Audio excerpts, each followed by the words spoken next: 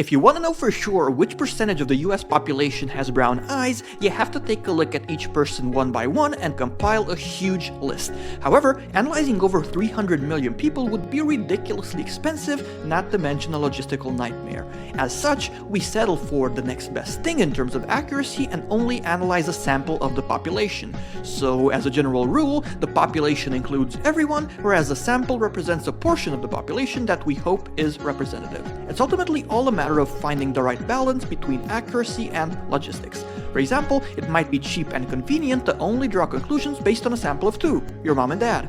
If both of them have brown eyes, you'll conclude 100% of the US population has brown eyes. Needless to say though, this wouldn't exactly be accurate, so you need a larger sample. The larger the sample is, the more accurate the results tend to be, but the more expensive and logistically challenging gathering data will prove.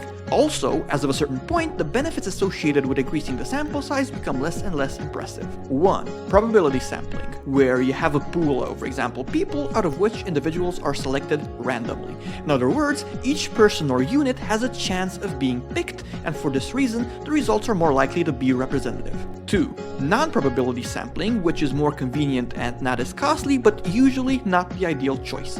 However, in some cases, you just have to pick this option. For example, let's assume you want to select a sample out of a huge pile of rocks. It's way too complicated to compile a list of all rock pieces and then select randomly, and instead, you'll most likely end up relying on the judgment and best effort of the researcher to pick a sample, on him knowing that more of the large rocks tend to be on top and things like that. All in all, the ideal situation would definitely be having a huge sample size and the ability to randomly pick a sample, but in the real world, you're frequently forced to make compromises.